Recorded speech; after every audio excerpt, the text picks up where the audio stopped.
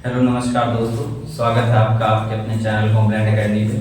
मैं हूं आपका दोस्त मनीष मिश्रा। आज मैं आपके लिए लेके आया हूं क्लास 9 एसएसटी का chapter Nazism and the rise of Hitler. आप सब जानते हैं कि ये कितना चर्चित विषय है, कितना इम्पोर्टेंट टॉपिक है, और ये जो आपका इस चैप्टर से सीख मिलेगा आपको, वो आपके डेली लाइफ में भी या आपके पॉलिटिकल थिंकिंग को भी काफ़ी ज़्यादा हद तक इन्फ्लुएंस करेगा। तो बिना आपके समय को व्यर्थ किए हम आइए शुरू करते हैं chapter Nazism and the rise of Hitler. ये नाजिज्म जो वर्ड है वो अपने आप में ही एक आइडियोलॉजी है, एक विचारधारा है, और हिटलर उस विचारधारा को आगे बढ़ाने वाला एक शख्स है जो काफी मशहूर हुआ अपने दुष्कर्मों के कारण। उसके कुछ बातें थी जो आपको ये समझा देंगी कि कोई यूं ही हिटलर नहीं बनता। अचानक से ऐसा कुछ नहीं होता कि किसी के मन में भावना आई कि चलो पॉपुलर हो जाते हैं और वो ऐसे काम करने लगेगा। वो एक सीरीज ऑफ इवेंट्स होता है जो ये इंसान को हिटलर बना देता है, एक आम इंसान को, एक देशभक्त को हिटलर बना देता है। बाद में आप ये तो सुने होंगे कि एब्सोल्यूट पावर करप्ट्स एब्सोल्यूटली।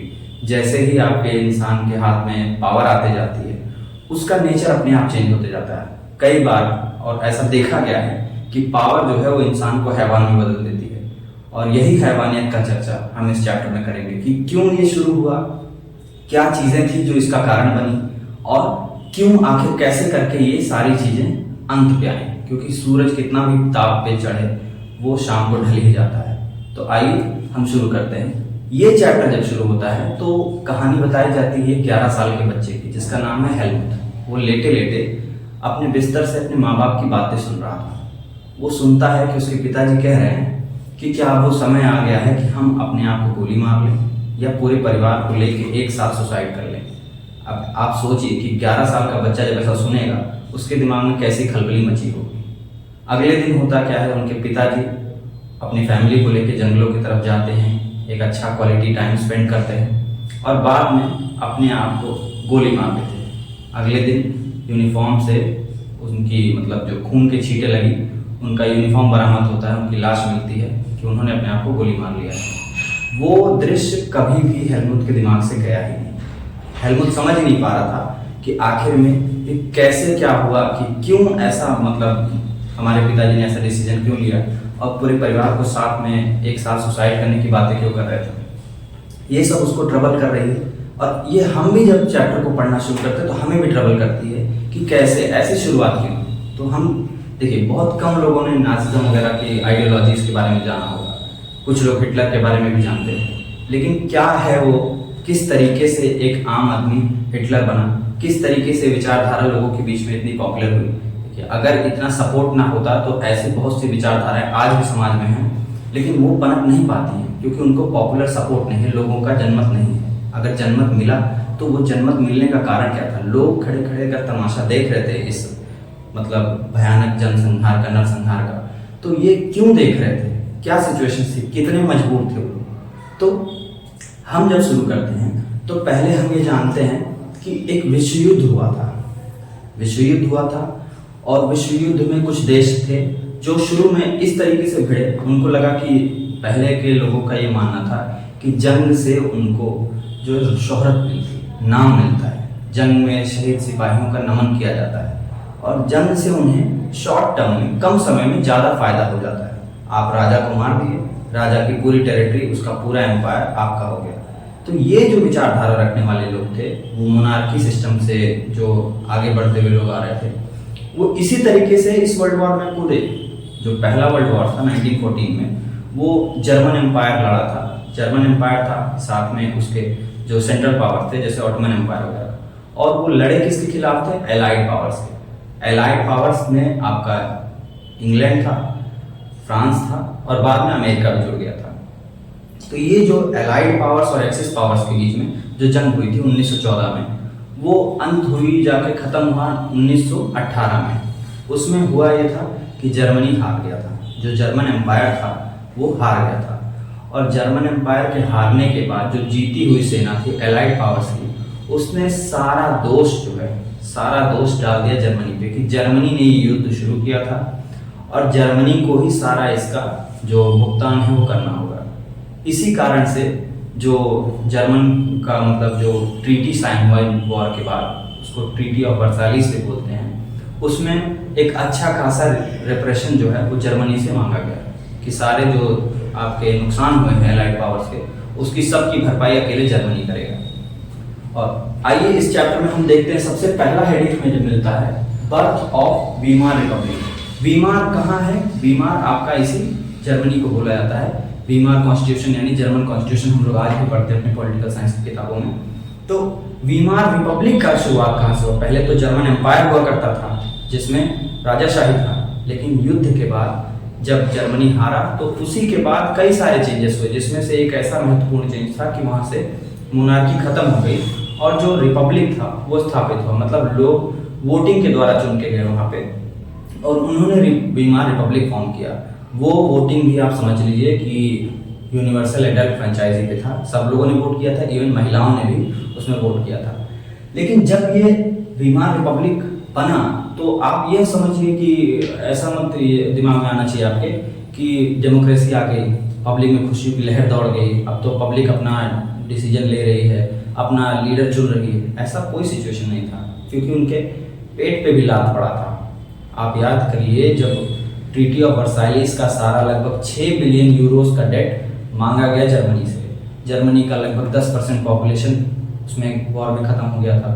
13% के आसपास उनके जो रिजर्व्स थे वो भी आसपास के देशों में बांट लिए, जैसे कि डेनमार्क हो गया, फ्रांस हो गया, लिथुआनिया हो गया, पोलैंड हो गया।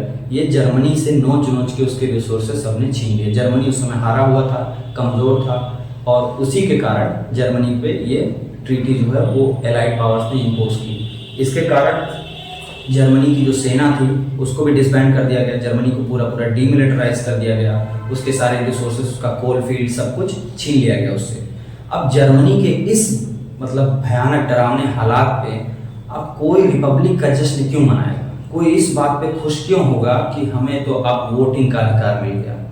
आप वोट करने भूखे पेट जाओगे? ये बताइए, क्या आप रिपब्लिक की चिंता तब करोगे जब आपकी जेब में पैसा नहीं होगा? आप पहले पैसे की चिंता करोगे। और इन सब के अलावा जो इनके ऊपर जो ये मानसिक रूप से जो ये टॉर्चर किया गया था, इनको हीन भावनाओं से देखा जाने लगा और जर्मनी को ही सब लोग दोषी मानने लगे। इस समय में, ऐसे समय में बताइए किसको रिपब्लिक का जोश होगा? रिपब्लिक पावर में आई तो रिपब्लिक ने कई बार जो मतलब इसका जो पब्लिक का जो उनका जो आक्रोश है इसका सामना भी किया। ये जो रिपब्लिक पे जो फोकस करने वाले लोग थे वो आपके वही कम्युनिस्ट, वही सोशलिस्ट लोग थे। और याद करिए उसी समय लगभग रशियन रेवोल्यूशन भी चल रहा था। रशियन रेवोल्यूशन का चैप्टर हमने कवर किया है, आप चाहें तो हमारे चैनल पे जाके देख सकते हैं। आप उसी रशियन रेवोल्यूशन के दौरान ही जर्मनी आपके इन तकलीफों से जूझ रहा है। जर्मनी के साथ एक समस्या होती तो उससे वो निपट लेते, समस्याओं का इनके ऊपर पहाड़ टूट पड़ा था। तो उस कंडीशन में जो पुरानी विचारधारा रखने वाले मोनार्की के लोग थे वो इनका उपहास करते थे रिपब्लिक वालों का कि आप तो भैया एकदम किसी लायक नहीं हो, आप ना पब्लिक का पेट भर पा रहे हो, ना उन्हें सम्मान दे पा रहे हो, और ना ही विदेशियों से बदला ले पा रहे हो जो आपके ऊपर इतना हार्श ट्रीटी इम्पोज करके गए। तो ये सब का जो मजाक था, सब जो आप ये जो कंजर्वेटिव लोग, पुराने राजाशाही वाले लोग मजाक उड़ा रहे थे, असल में आप सोच के देखिए कि उन्हीं के पापों का बोझ है जो इनके ऊपर आके फटा।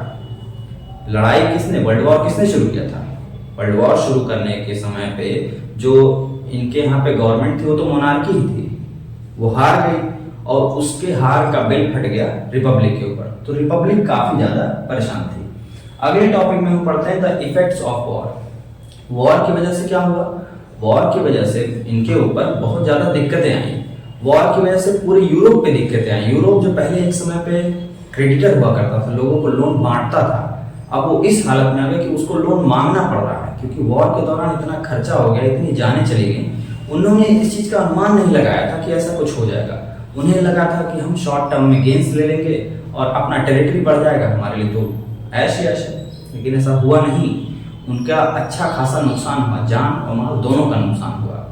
अच्छी खासी तरीके से ये इकोनॉमी जो है वो टूट गई, और उस इकोनॉमी के साथ साथ टूट गई इनकी हिम्मत। दोबारा से ये मतलब बातें तो करते थे कि वॉर बहुत अच्छा है, सोल्जर्स को ये लोग बहुत ज़्यादा प्रोत्साहन देते थे कि आपने बहुत अच्छा काम किया है, हम आपको बहुत सम्मान करते हैं। और जो ट्रेंचेस में लड़ाई होती, ट्रेंचेस ऐसे थे समझिए कि जमीन बराबर थी, उसमें कहीं ना कहीं गड्ढा खोद के यहाँ पे सोल्जर्स रहते थे और वो धीरे धीरे एडवांस करते थे, गड्ढे में छुपे रहते थे, आगे हल्का सा देख के और सामने की तरफ बढ़ते रहते थे। लेकिन वो सामने क्या पता एक और ट्रेंच बना, एक और गड्ढा बना, उसमें जो विरोधी दल के सिपाही हो सकते हैं। तो वो लाइफ बहुत मिजरेबल थी। अगर किसी को गोली लग गई, वो मारा गया, तो वहीं उसकी लाश को चूहे खा रहे हैं और बगल में आप उसी के सर्वाइव कर रहे हो। बारिश हो रही है, धूप हो रहा है, मौसम अपना आग बरसा रहा है, पानी बरसा रहा है, सब आपको झेलना है। एक्चुअल में तो लाइफ बहुत मिजरेबल थी, लेकिन पब्लिक में इसका बहुत ज्यादा वो किया गया कि ये बहुत अच्छा हुआ है, मतलब बहुत उसको इस तरीके से दिखाया कि काफी गौरवशाली चीज है।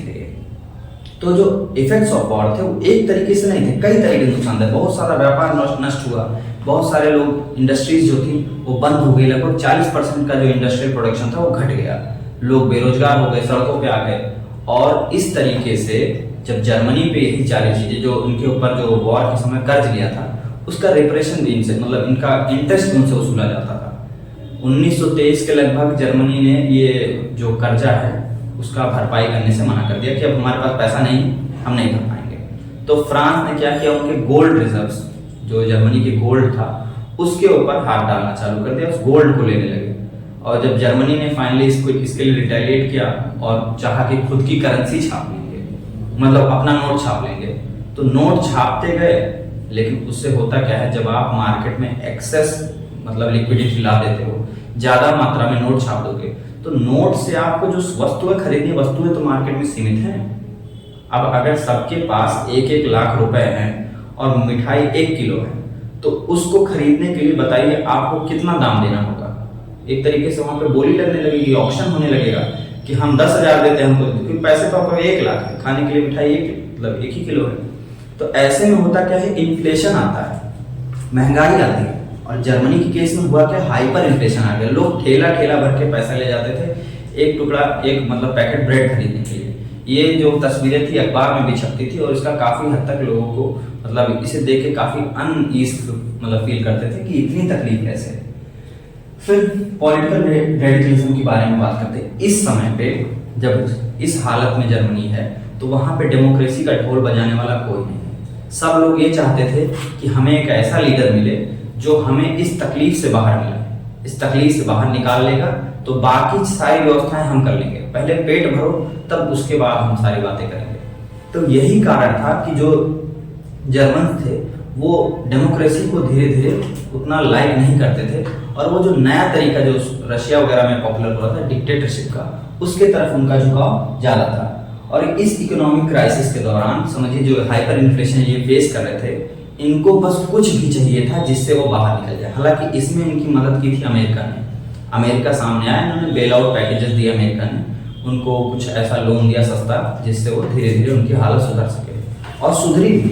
लगभग 1924 से लेके 1924 से 28 के बीच में लग रहा था कि जर्मनी की हालत सुधर रही है। लेकिन होता क्या है, ये सारा जो इनका महल है वो रेत पे बना था, क्योंकि 1929 के आसपास द ग्रेट डिप्रेशन आ जाता है, जिसमें पूरे वर्ल्ड का इकोनॉमिक डिप्रेशन था, जिसमें अमेरिका का स्टॉक एक्सचेंज जो है वो कोलैप्स कर जाता है। लोगों को अचानक से मार्केट से विश्वास खत्म हो जाता है, जितने शेयर उन्होंने खरीदे रखे थे सब कुछ बेचने लग जाते हैं, बैंक्स वगैरह बंद होने लगते हैं, और वही आर्थिक तंगी इनकी तकलीफ को 4 गुना बढ़ा देती है। लोग सड़कों पे ऐसे घूमते थे कि जैसे गले में वो बिल्ला टांग के वो लिखे रहते थे कि willing to do any kind of work, हम कुछ भी करने को तैयार हैं, हमको रोजगार दो। और जिनको रोजगार मिलता भी था तो क्या उनको प्रॉपर पेमेंट मिल पाती थी? बिल्कुल नहीं। उनको अगर 10 रुपए का दिहाड़ी चला तो उनको 5 रुपए 4 रुपए ऐसे मिलता था, उसी में वो लोग मतलब जो है वो सर्वाइव कर रहे थे। छोटे मोटे जो बिजनेसमैन थे वो ये सोचते थे कि कहीं हमारी हालत आम लोगों जैसी ना हो जाए, या उससे भी बदतर कहीं हम जो अनएम्प्लॉयड लोग हैं जिनके पास नौकरी नहीं है उनके जैसा हमारा हालत ना हो जाए। इस तरीके का माहौल हो गया था। बड़े बड़े बिजनेसेस भी बंद हो रहे थे, छोटे बिजनेस भी बद से बदतर हालत में जाते जा रहे थे। ईयर्स ऑफ डिप्रेशन का आपने नमूना देख लिया। ऐसे समय में राइज होता है एक पावरफुल पर्सनालिटी जिसका नाम है एडोल्फ हिटलर। इनका कहानी ये है ये ऑस्ट्रिया में पैदा हुए थे और पहले वर्ल्ड वॉर के दौरान ये जर्मनी की तरफ से एक सोल्जर के तरीके से लड़े हुए थे।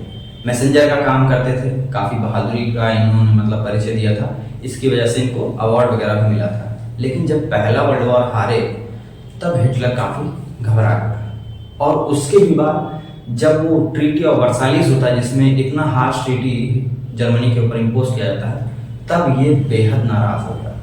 इसने तुरंत ही क्या किया, आपका वहीं का एक जर्मन वर्कर्स पार्टी था उसको ज्वाइन किया, पॉलिटिकल ऑर्गेनाइजेशंस में अपना जम के हिस्सा लेने लगा और अपने जो वर्चस्व है उनका, जो उस तरीके से उसका कैरिस्मेटिक पर्सनैलिटी थी, उसके चलते उसी जर्मन वर्कर्स पार्टी के हेड के तौर पे पहुंच जाते हैं और उसका नाम बदल के कर देते हैं national socialist German workers party, या बाद में वही पार्टी चल के आगे नाजी पार्टी बनती है। और ऐसे आर्थिक तंगी के ऐसे जूझते हुए माहौल में हिटलर की जो बातें थी वो लोगों के मन में एक उम्मीद जगाती थी। वो उन्हें बेहतर कल की, जो अच्छे दिन का जो है वो ख्वाब दिखाता था। वो बातें बहुत अच्छी करता था, उसके स्पीचेस बहुत पावरफुल होते थे, पब्लिक के डायरेक्ट वो आत्मा से कनेक्ट कर जाता था। वो जो पब्लिक सुनना चाहती थी वो वही बोलता था धीरे धीरे करके, और काफ़ी रिचुअलिस्टिक भी था। इसकी विचारधारा पुराने टाइप की थी, ये जो रीति रिवाज थे उनको मानता था। जैसे उसका स्वास्तिका वाला चिन्ह, जो जर्मन सैल्यूट, और उसके बाद भी जो हर स्पीच के बाद जो सेरेमोनियल तरीके से क्लैपिंग, इस सब से उसको मतलब अपने आप में ही ऐसा फील कराया जाता था। उसकी पार्टी, उसका जो प्रोपेगेंडा था इस तरीके से था कि उसको एक मसीहा के रूप में प्रदर्शित किया जाने लगा, जो सारी मुसीबतों का हल जानता है। सारे जो उनकी जनता जिस तकलीफ से जूझ रही है उन सब तकलीफों का एक ही जो है वो उसका जो सॉल्यूशन है, वो सॉल्यूशन है हिटलर। किसी की कोई भी तकलीफ, जैसे आपका अनएम्प्लॉयमेंट का प्रॉब्लम था, ये कहता था मैं रोजगार सबको दे दूंगा। अगर बगल के देश को आंख दिखा रहे तो ये कहता था कि मैं उन सबको नीचे ले आऊंगा। अगर इनके आर्थिक तंगी का माहौल था, ये कहता था मैं प्रोडक्शन करूंगा, मैं ऐसा करूंगा वैसा करूंगा, जिससे आप सबकी तकलीफें दूर हो जाएंगी और हिटलर की जर्मनी जो होगी वो वापस से पूरी दुनिया में अपना एक बेहतरीन छवि प्रदर्शित करेगी, पूरे यूरोप में उनका दबदबा होगा। अब ऐसी बातें सुन के जो निराश जनता थी, जो नाउम्मीद जनता थी, उसको बेहतर उम्मीद मिलता था। वो सुन के उनको लगता था कि हकीकत में ऐसा हो कि ना हो, लेकिन 2 मिनट हिटलर का भाषण सुन के उनका सीना चौड़ा हो जाता था। उन्हें लगता था कि हाँ, कुछ उम्मीद तो है, और उस उम्मीद है तो उस उम्मीद का चेहरा जो है वो कहीं ना कहीं हिटलर से ही मिलता जुलता होगा। अच्छा, उसके बाद होता क्या है, हिटलर जो है शुरू में उतना पॉपुलर नहीं था। हिटलर की पार्टी जो है वो 1928 में लगभग 2 से 3% का वोट पाई थी। बाद में चल के जो यही डिप्रेशन के बाद लगभग 37% का उसको बहुमत मिल गया। 37% से जब वो पावर में आया तो वो मतलब काफी रेयर था। जर्मनी में उतनी ज्यादा पॉपुलैरिटी, उतना ज्यादा सपोर्ट पब्लिक का किसी को नहीं मिलता था।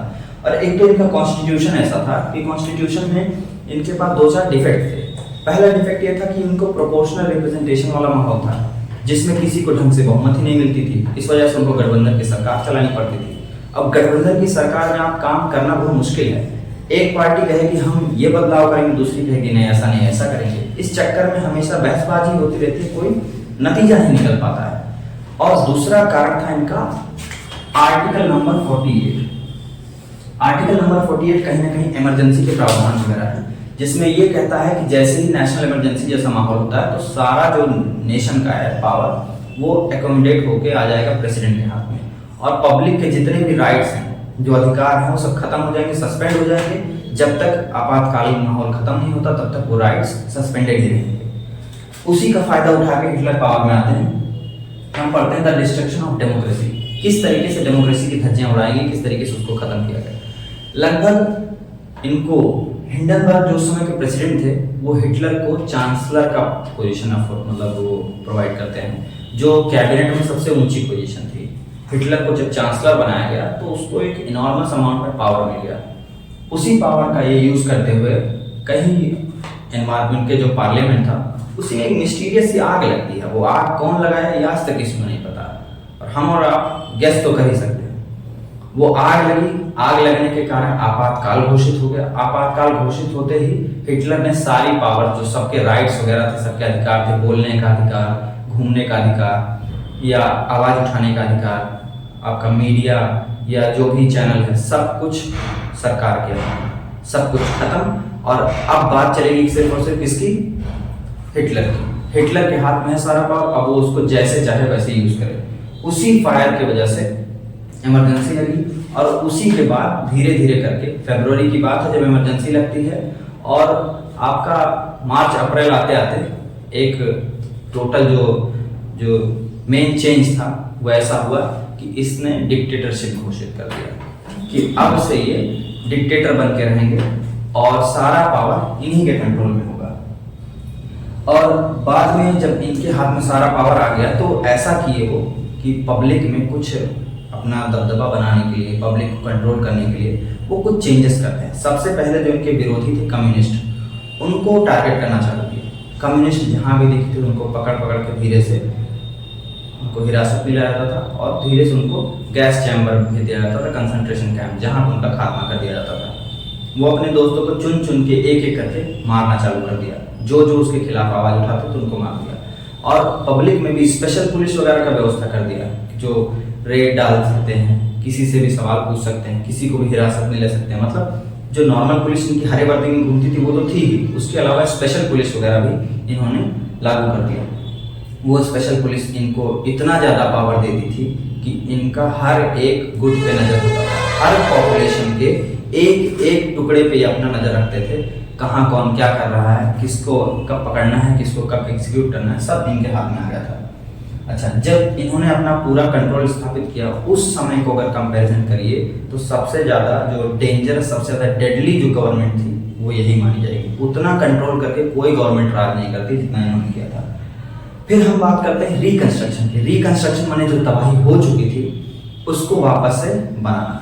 तो उसके लिए उन्होंने जिम्मेदारी दिया कुछ पूंजीपतियों को, जिसमें जालमार भी एक थे। जालमार ने क्या किया था, आपका जो सुपर हाईवे जर्मनी का बनना था उसका, और साथ ही साथ जो पब्लिक की गाड़ी जिसको आप वोक्सवैगन के नाम से जानते हो, वोक्सवैगन गाड़ी, उसका जबरदस्त प्रोडक्शन चालू किया और उसको एक्सपोर्ट भी करते थे और अपने देश में भी। उसी से पैसे उन्होंने अच्छा खासा जो है वो कमाया, और धीरे धीरे करके आसपास के जो इलाके थे जो इनके दूसरे देशों ने ले लिए थे उसको ये अपने अंडर में लेना चालू करते हैं। जो इनका कोल फील्ड, रूर वगैरह लोगों ने कब्जा कर लिया था उसको वापस से छीन कर अपने में मिलाने लगे।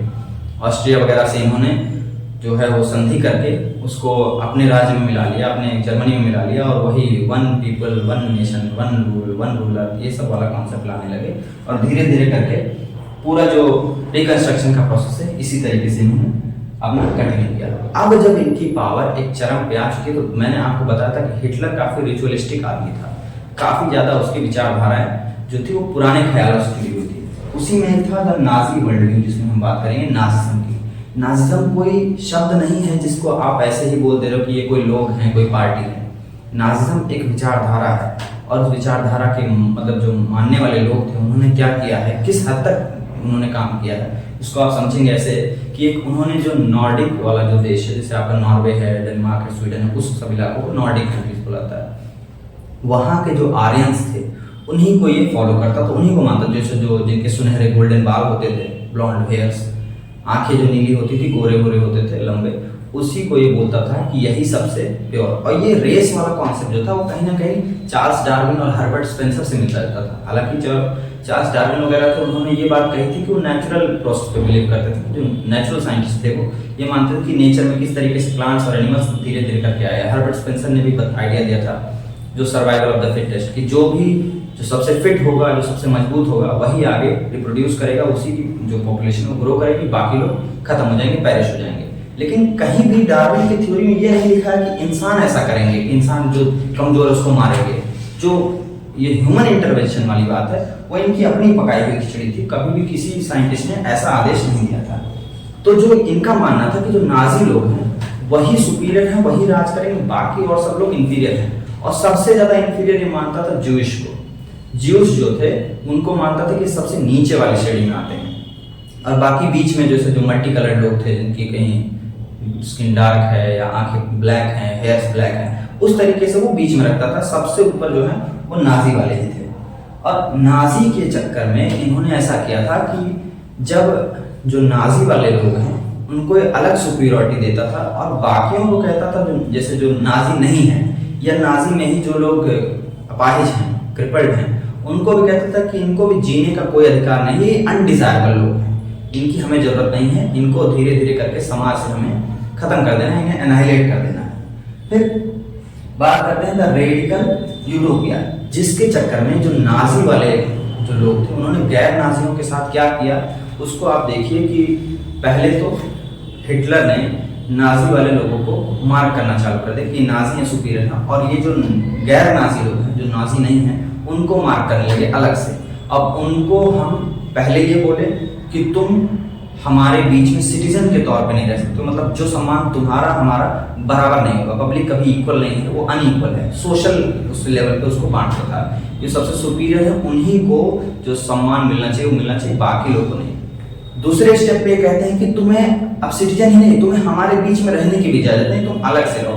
तो उन्हें जाके घेटोस वगैरह बोलते थे, अलग से उनके लिए व्यवस्थाएं बना रखी थी, कई मंजिले का मकान था, उसमें लोग मतलब जैसे आजकल झोपड़पट्टी है, अगर कोई झोपड़पट्टी तो अपने आप से बस जाती है लोगों की मजबूरी के कारण, लेकिन अगर जानबूझ के आप झोपड़पट्टी बना रहे हो तो जो बनाओगे वही है एक तरीके से गेट हाउस, जहाँ पे ना शौचालय की व्यवस्था, ना पीने के पानी की व्यवस्था, ना खाने की व्यवस्था, सब कुछ वहाँ पे। और जिसमें ये गैर नाजियों को और जो नाजी में भी जो अपाहिज हैं उनको रखता था, और उन्हें वहीं रख के वो करता क्या था कि जो उनके खाने पीने की व्यवस्था वो मत करो, भूखे मर जाएंगे वो, उनको रोजगार नहीं मिलने पाएगा, वो अपने आप ही पेरिश कर जाएंगे, स्वास्थ्य की व्यवस्था मत दो, इस तरीके से। और इससे भी बच जाएं तो उनको वो ले जाके जो कंसंट्रेशन कैंप है वहां पे खत्म कर देता था।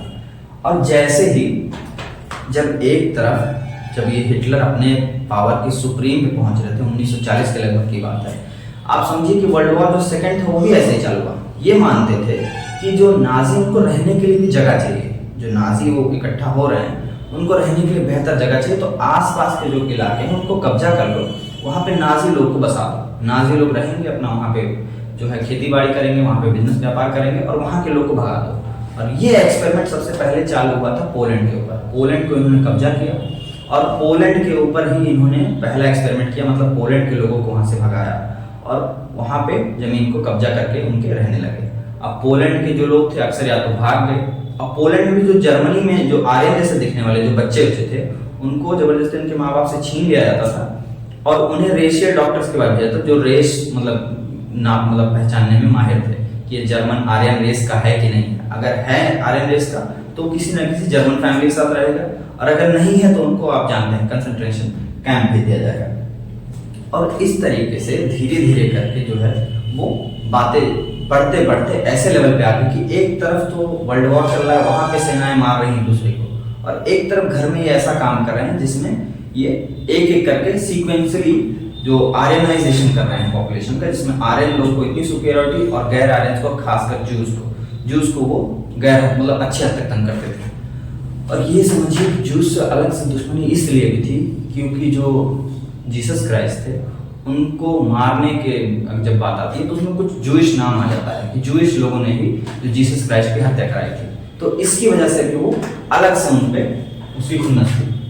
फिर जो यूथ इन नाजी जर्मनी, एक तरफ तो नाजी जो कर रहे हैं बचपन में जो छोटे छोटे बच्चे उनके साथ क्या किया जाता है, तो प्रोपेगेंडा के तहत उनको भी प्रॉपर नाजी बनाया जाता है। ऐसा ही नहीं है, स्कूलों में भी ऐसी व्यवस्थाएं कर दी थी, जो पुराने पुस्तक चलते थे उनको बंद कर दिए गए, फिर से पुस्तकें दोबारा लिखी गई, सिलेबस वर्क का ऐसे डिजाइन किया गया जिसमें रेशियल का साइंस भी पढ़ाया गया, रेस वगैरह क्या होती है, कौन आर्यन है कौन नहीं है, आर्यन लोग की क्या क्या पढ़ाई है, मतलब वो सब करते थे। और उसमें ही बच्चों को ऐसे बोलते थे कि अब जो है बच्चे कमजोर नहीं चाहिए, बच्चे हमेशा युद्ध के लिए तैयार चाहिए, छोटे से ही उनको मतलब ऐसा स्पोर्ट्स जैसे बॉक्सिंग वगैरह हो गया जिसमें उनके अंदर एग्रेशन डेवलप करेगा, वो मस्कुलिन ज्यादा होंगे, ये चीजें कराई जाती थी। और उनको हिटलर का यूथ बोला जाता था, जैसे 14 साल के हो गए उनको एक ग्रुप ज्वाइन कराया जाता था, हिटलर का ग्रुप था वो, हिटलर यूथ बोला जाता था। और 18 साल के होते होते उनको आर्मी में भी सेवा देनी है और हमेशा सेवा भाव में ही रहना है, कभी भी सरकार पे सवाल नहीं करना है, हिटलर को अपना खुदा मानना है, ये सारी चीजें वो लोग शुरू से ही कराते थे। और इसके अलावा जो नाजी कल्ट ऑफ मदरहुड है, इसका मतलब महिलाओं खासकर माताओं पर फोकस किया था।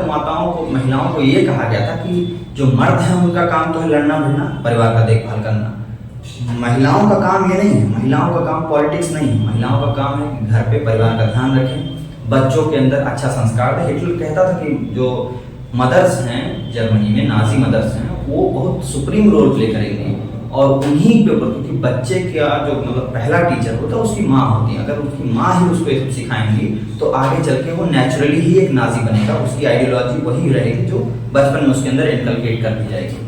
और ऐसा भी कहा गया था कि जो महिलाएं अपना प्योरिटी मेंटेन करेंगी उनको तो हम अवॉर्ड करेंगे, जो प्योरिटी मेंटेन नहीं करेंगी, मतलब किसी गैर नाजी से अगर संबंध बनाएंगी तो उनको पब्लिकली उनका सर मुड़वा के चेहरे पे काली पोत के पूरा घुमाया जाएगा और उनको उनके परिवार से अलग करके पूरा पनिश किया जाएगा, जितना हो सकता है उनको मोरली और सोशली एकदम पूरा प्रताड़ित किया जाएगा।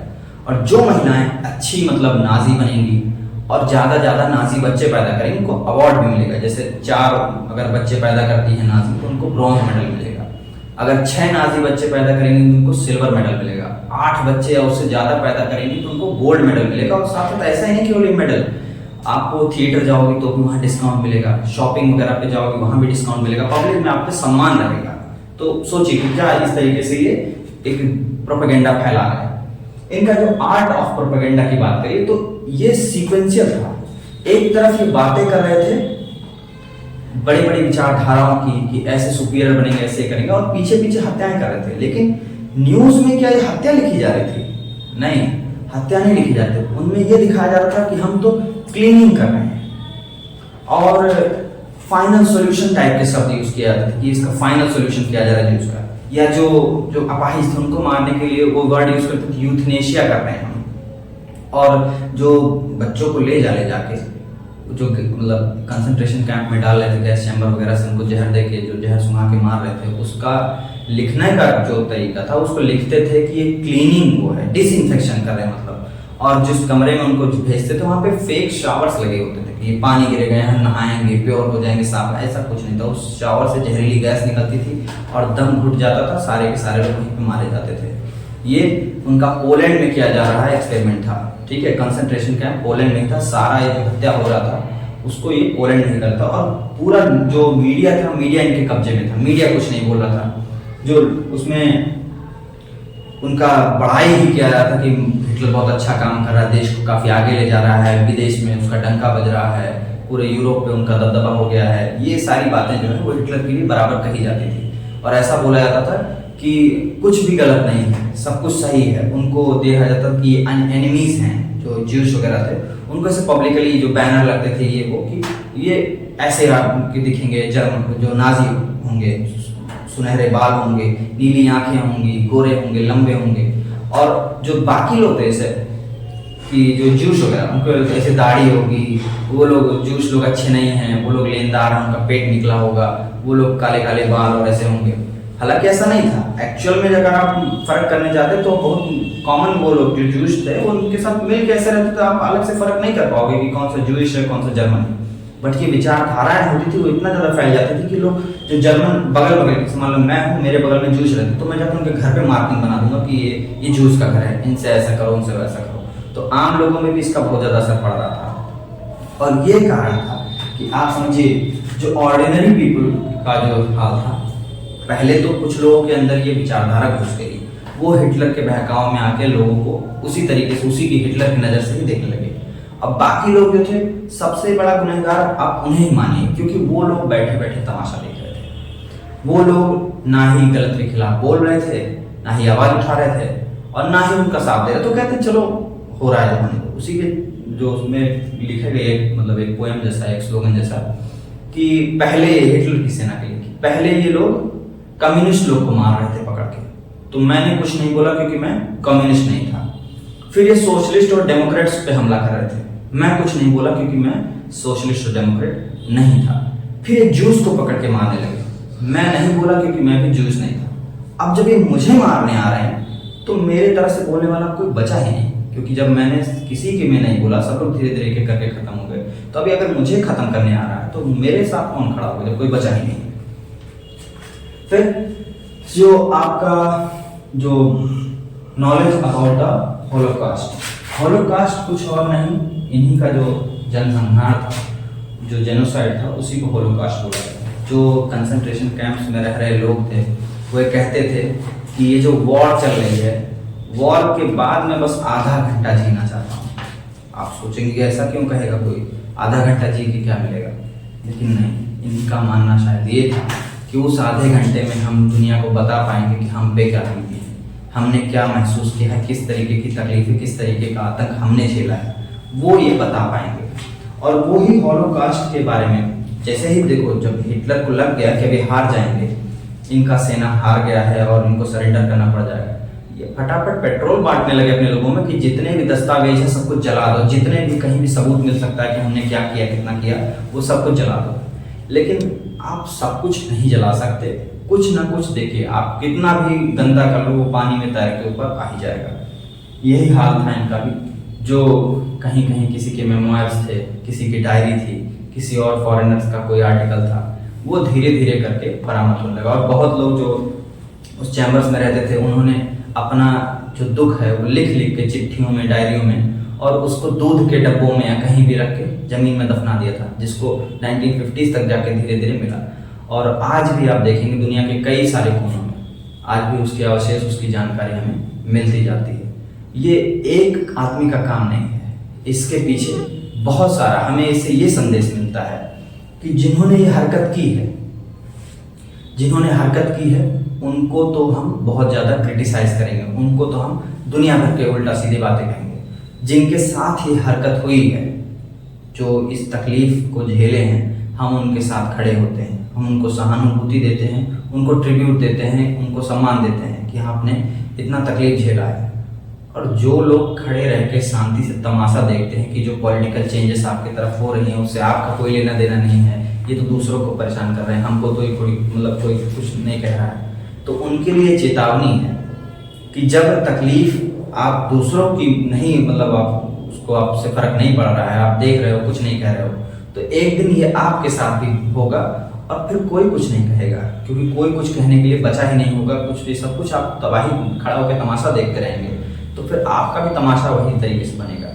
ये सब जब हो रहा था तो हमारे यहाँ से महात्मा गांधी ने भी हिटलर को कई सारे पत्र लिखे थे, हालांकि उसका कोई प्रभाव नहीं पड़ा था।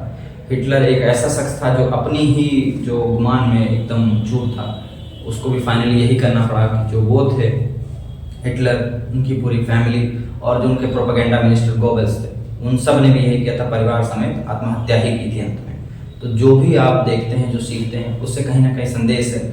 आप अपने चारों तरफ जो हो रहे पॉलिटिकल चेंजेस हैं, या जो आप कहीं भी हिस्ट्री पढ़ते हैं, तो उस हिस्ट्री में एक लेसन होता है, उस लेसन को आपको समझना है, वो होशियार हो जाना है। जरूरी नहीं कि हर बार आप गलती करके ही सीख लो, दूसरों की गलती से भी आप सीख ले सकते हैं।